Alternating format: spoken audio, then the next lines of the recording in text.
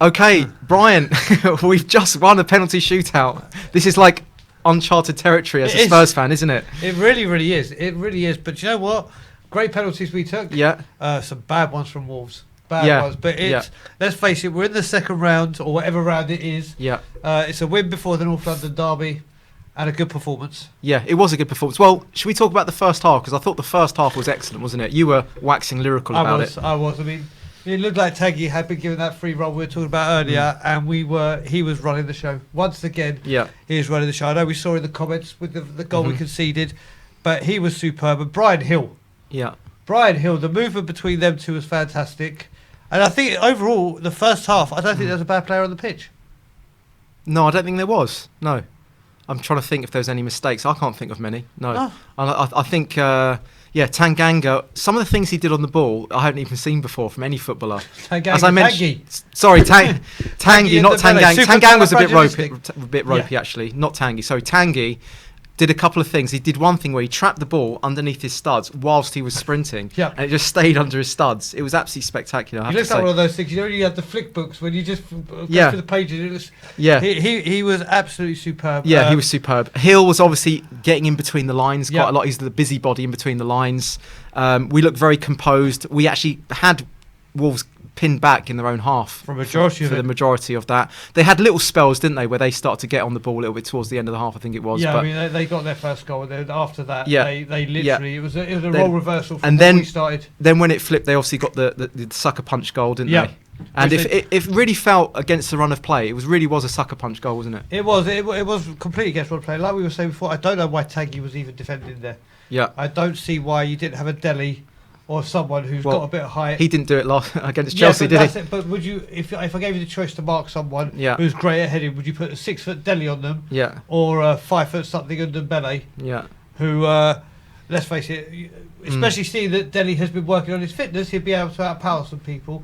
Okay, I just don't think it's right having under Bele there. Yeah, and it was a carbon copy of Thiago Silva's goal, wasn't it? Exactly carbon copy of their goal. It was even an out-swinging corner, and it was like a free header from exactly the same range, and it went exactly the same part of the goal almost, wasn't it? Although a little bit higher, maybe. Well, it seems to be a thing that we're suffering from is how to do with out-swinging corners. Yeah. See, everything else, except piece-wise, we seem to be okay Which is actually interesting, because normally, I'd say the danger is the in-swinging corners generally, because you can get a little flick and it can find its way in somehow. But an out-swinging corner, especially if it's a little bit slow, it should be easy to deal with, I would have thought. But you got to say the Wolves player got a lot of power on that header. Yeah, he did. And he got a big jump on. I mean, Taggy only tried to do a little flick, didn't even try and use his header. But that was it. And then after that, they picked us back a bit. And then the second half, obviously, they brought on baby oil. Baby oil, yeah. He had all his limbs like oiled up. Traore.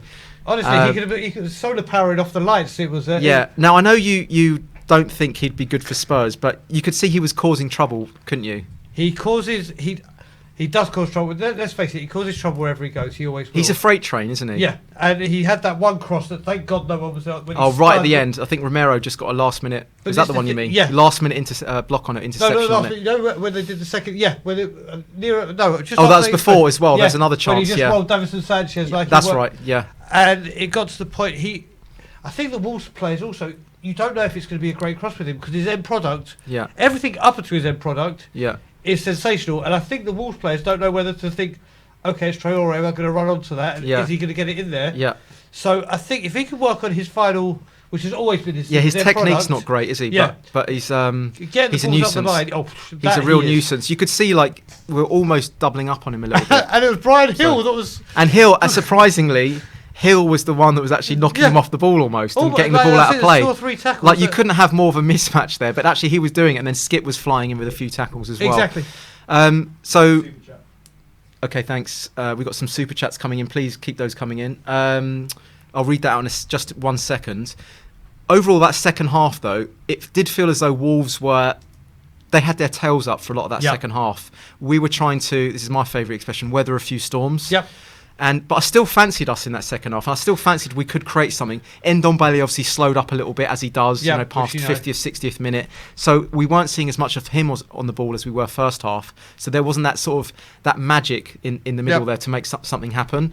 So we did feel it did go a little bit static, didn't it? It did. But you know one thing I did realise, I'll pick that in a second, is Where we lost Dembele's magic, I think you saw Ollie Skip come more into the game. Yeah. And all right, there were some tricky moments of weathering the storm, as you said, but he was mopping everything up. And he was driving forward with the ball as well, Skip. So I think what we saw lacking in Taggy in the second half, we saw the rise of Skip. Yeah. So that complemented each other well. So you look at it, and I think overall, and you've got to remember Wolves were at 80%. What was it? One of the guys said in the comments, 9 changes. Whereas we had a pretty strong team out. We had a strong team out today as well. We did have a strong team out. And I would have to say their second goal, the second goal, it was a little bit calamitous, I have to say, because everyone's going to blame Ndombele for that. He slipped over in a bit of a dangerous area, but still, it was 2-on-2. You could see Sanchez saying, "I've got my man," and he put his hand out to say, "You just make sure you've got your man. If you've done that, it's 2-2. You've cancelled it out." And Romero's still there trying to like straddle lanes a little bit. Yeah, Romero was at fault. I mean, Romero's at fault for me on that goal. Exactly. I mean, you got to remember as well. After Ndombele lost it, there was a couple of deflections that went on as well. So it wasn't just Ndombele's loss of the ball. There was a couple of deflections, and then it just rolled past Romero. I think he went to get it, but he mistimed it, and then the guys won. There was a couple times in that second half today where Romero looked a little bit ropey to me, which is a shame because I was really hoping that we would see this really composed, mercurial defender coming in replacement of Toby, didn't we? Yeah. And we saw it a lot against Chelsea. I thought it was excellent against Chelsea, despite the scoreline, especially first half. But there was just a little question mark there over Romero's performance today, second half. Who else stood out today? Who else do you think had a shock or a stinker? What else? So the one thing I also just want to add on Romero is also you got to remember he's come from the Italian league. He's don't get me wrong, he's going to be a great defender. Yeah. He's an Argentine international, but coming to the Premier League or even for the Carabao Cup, and you see someone like Traore or whatever. Yeah. The pace of it is so different. He's I'm sure he'll come good. But Brian Hill, Ollie Skip, Davinson Sanchez, I think still played a good game, and it weren't his best. He got turned. Yeah, he got turned a couple times, didn't he? But that's it. You can't expect it. Not every defender's going to get everything. But very, very impressed with Brian Hill. Very impressed with Hill. I must admit, and I just love that he hugs the touchline. And at other times he'll come in, but when he wants to get wide, he really does. Like Chris Waddle, he used to hug that touchline. Yeah. Do you know what? On the whole stretch of the 90 minutes, you could almost give it to Hill actually, performance-wise, because I had to give it to Ndombele, I would say if it was just the first half, I'd say Ndombele. Yeah. If we're just going over the whole longevity of the 90 minutes, maybe even Hill, just because he kept that same work rate going the whole 90 minutes, didn't he? He did, and then it was his defensive as well, like we said, the second half with Traore. And then for that penalty alone. Oh, the hop, skip and a jump in the top right corner. Yeah. That was for such a young kid as well, to have that much pressure on him. That in the business end of the penalty shootouts as well. Yeah. For him to step up, and it was almost just like, no big deal, no problem. I just thought that was brilliant to see. Well, you know what? What would be interesting to see is if he had taken it after Højbjerg, would he have had that confidence to go up and do it? That's where you'd really see it. But after seeing Reguilon with another, I mean, that blew us out the water. Yeah, I wasn't expecting that from Reguilon. I was actually a bit nervous about Reguilon taking that. Yeah, not penalty. even just because it's Reggie, but like we said, a player coming on his first touch to take a penalty. Yeah, which we saw with England. He proved us wrong. Yeah, he proved us wrong. 100%. Yeah, and then Brian Hill. That's great. It really was. It's a nice way to finish because I mean, if you watch Spurs over the years, over the decades, we are not lucky in penalty shootouts. No. I think if we are lucky in penalty shootouts, they're in very early rounds of like Carabao Cups. But when it comes to like quarterfinals, semi-finals, I don't think I remember us winning one in an important penalty shootout. Maybe the last one is '84 and left. Tony Parks. So it's nice to see us win a penalty shootout. But overall, it's an exciting game, wasn't it? It's an exciting game to watch. I think the draw's being done soon as well. It's almost played like a cup game. You know what? If only this tournament was like called the Carabao Cup or something like that. But that was great fun. It was great doing it with Brian here. We are going to move into the super chat first. Let's do that quickly, if I can find it. And it's this. No, it hasn't disappeared. Here I am. Brian Chernit, Ndombele man of the match. Then Tanganga. Then Brian. GPA Brian. What does that mean? GPA. Grandpa, I would imagine, but that's not me. I'm hoping GPA would be Grandpa. I would imagine. Grandpa. Well, the people's grandpa. The people's grandpa. Hi, people's grandpa. How are you doing? He's gone for Ndombele man of the match. I mean, he had a great first half, but he did. I don't know. He kind of first half again, like we were saying, we've got to find a role for him to conserve his energy. Yeah. So he is there full time because we keep asking. You saw in the first half, he was coming back and trying to defend a lot. If we just said, right, Skippy and Højbjerg are there, you're going to be the guy, but listen, Skippy and Højbjerg do this, just come back and get your shape. Yeah. And then as soon as we get the ball, go live, I think we'll get a lot more out. He'll conserve his energy a lot more. Yeah. And we'll get a lot more. There's no doubt the 3 games. You got to remember, he's played 3 games in a week after not playing since. I think he was dropped pretty much as Mason came in, wasn't he? I don't think he really had any minutes. Well, he was dropped for the final, wasn't he? Yeah, which was like, come on, how much of a stupid mistake was that? Well, you got the most press-resistant player in the league, and then you're putting Winks in. Exactly. So but anyway, I don't think he's placed his bit since Tuesday.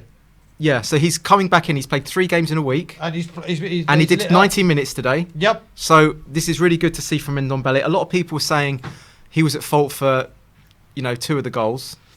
So I mean, you could say he could have jumped for that ball, but you could also say he didn't even have to be in the box as well. Exactly. Second one, he slips over, but then if Romero doesn't make that mistake, no one would even remember that moment. That's the thing. It's like sliding doors. You probably remember that. That happens, right? But overall, I thought Ndombele was good. I think very good. But I just think for pure consistency, for me, I'm going to give it to Hill. I'm going to stick with you, my brother, because I think he was superb. All right. So I want to know your opinion, guys. Who was man of the match? I want to know who do you think. If there are any poor performances, let me know. I actually thought Kane played well today. I do. I actually think Kane. I'm going to give some props to Kane today. I think you said he has to really put in a performance today. He did. What do you think? I think put it this way, he just had to turn up today, and he would have done better. Like literally, just turn up on the pitch and just kick one ball. You've done more than you did against Chelsea. Yeah. But again, I will always criticise, but when I feel that they deserve it, but I'll also give praise. You call it as you see it, don't you? Yeah, and he just his body language as well. Forget the goal he scored, which was a great ball from Dele. Yeah. And a great finish by him, but his body language just looked the same.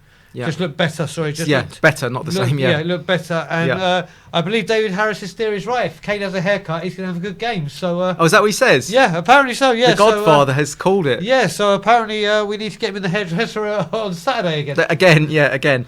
I would say he did a bit of a heavy touch in the penalty area a couple of times. Yep. Yeah, and he did that against Chelsea, where you expect him to have a real, Yeah, but at least he got himself involved. He got himself involved. On Sunday, he was running away from shit, and he just didn't want to get involved. He was quite instrumental today in that kind of almost in the pocket, in the kind of the number 10 role. So that was excellent. That was really good to see. A bit of a change of performance from Harry Kane today. So please let me know your thoughts and comments. Keep those coming in. I'm obviously going to go through the super chats. I'm going to go through all of that as well. And if you want to come on and have your say, we're going to be here. Brian's going to stick around, are you? I mean, of course. Of course. So we're really looking forward to that. So we will see you in the post-match fan show. See you there, guys.